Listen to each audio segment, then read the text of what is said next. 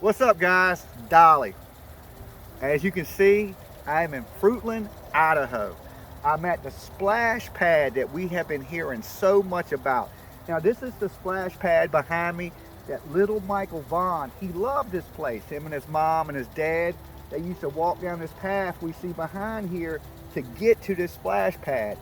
Now, a lot of people believe when Monkey got out the house that he may have been coming to this splash pad. As you can see, the neighborhood around us is a pretty nice neighborhood. Some of these houses may even have cameras on them. So I'm going to go through the day, start looking at the backs of each of these houses to see which houses may have cameras on the houses themselves.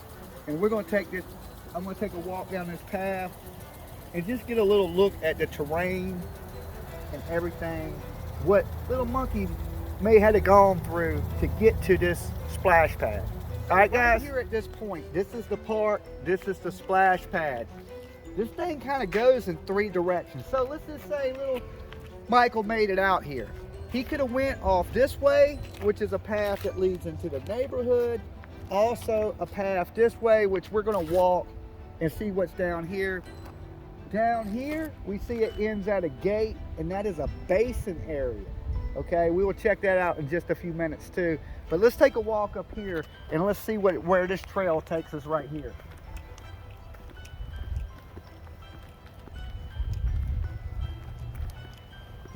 It pretty much comes up in the back of somebody's house.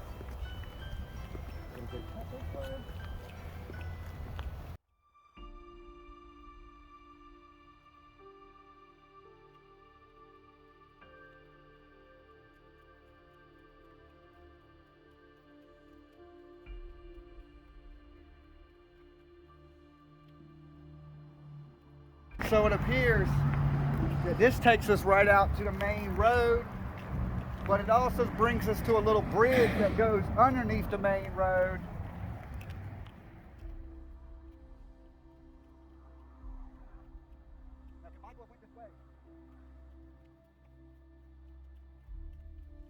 We'll take a little look to see where it takes us out to, because if he would have took that path right here, it would have brought us exactly this way. So he really wouldn't have had to cross traffic. He could have went underneath traffic.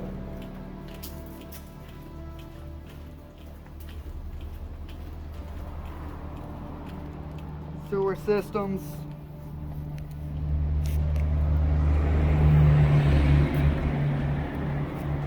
You never know with a kid that small, he could climb through a grate or get up in something.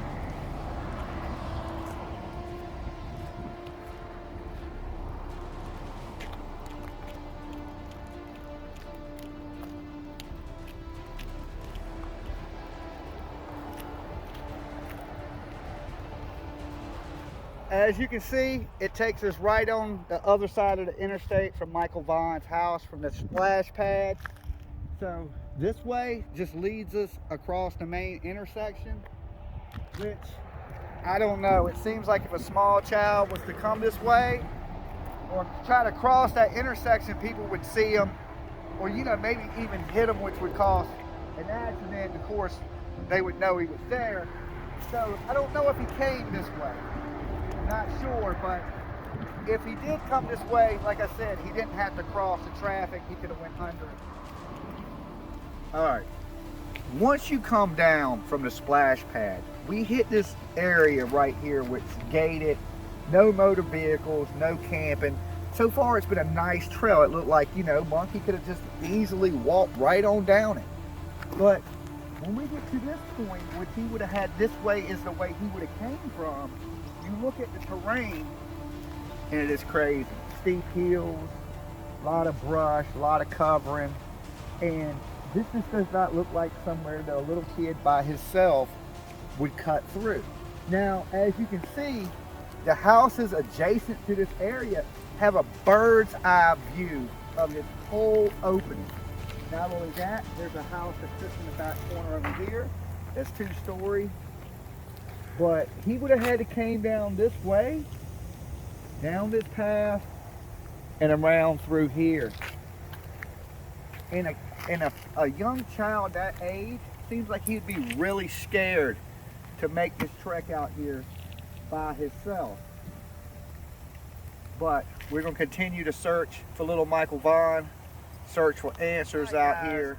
Now, as you can see, a lot of these fields are bare out here this time of the year. But at the time that little Michael went missing, the crops were just as big as this. Now, it's easy for an abductor to be able to hide into a cornfield, especially with just a few steps back. I'm out of sight. And as you can see, this corn stands feet above me. And let's just say that the cornfields were adjacent to his house, were exactly the same height, and you had a culprit in the cornfield. Within a few steps, you ain't even gonna be able to see that person.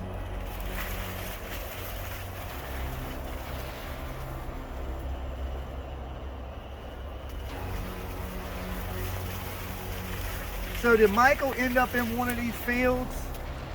Was there someone lurking in the corn, waiting for little Michael? Only time will tell as we look for the answer. Okay, this is one of the last places Monkey was actually seen. This corner right here. Now, as you can see, you look this way, it's fields, nothing. As far as you can see. Now, would he have walked out this way? Would he have went to the left? Could he have possibly went to the right? We're out here looking for answers today. And we're gonna be looking around, talking to people, and seeing what we can find out. But it is a lot bigger than I was actually thinking it was gonna be. This is a lot of area to cover. All right, so as you see, we're on a private driveway on the edge of what is like a ravine that goes down away from Michael Vaughan's house. Michael Vaughan lives just adjacent to this field right here. On the other side of this field was the last place he was seen. Now, as you come across the field, it goes down. As you can see, it's pretty steep. It's pretty treacherous. But what this road does do, it goes down. It wraps all the way around, comes down out here to the Snake River. Now, if you was trying to get out of this area, or you grabbed a small child, you may have went this way to flee. Especially, you know, there was a person that seen a white pilot out this area, and there was also a man caught on a doorbell camera walking through the area. Now, as I went through this area and I'm looking at the neighborhood, really nice houses. Everybody looks like their yards are real kept, real clean, nice vehicles. This looks like a place you could easily allow your child to come outside and play. In a million years, you wouldn't think somebody would kidnap your child out here. But this has happened. Going through the neighborhood, there's signs all over the neighborhood, so a lot of these neighbors are supporting already, looking for little Monkey Michael Vaughan. I've seen a bunch of the signs, a lot different than what I experienced in Tennessee with little Summer Wells. Didn't see much of that. But we're going to continue to search. We're going to continue to look for answers. And I'm going to try to get down to the Snake River, because I just feel like if you was leaving this area, and if you went that way, you run into major highways with police, state police, things like that. And would you want to kidnap somebody and have them in your vehicle where you could get pulled over? Or would you try to take a way out that was a little more remote? And this would be the way to get out of here remotely. Could a kidnapper been waiting vehicle somewhere else and use this as a way to get to this neighborhood?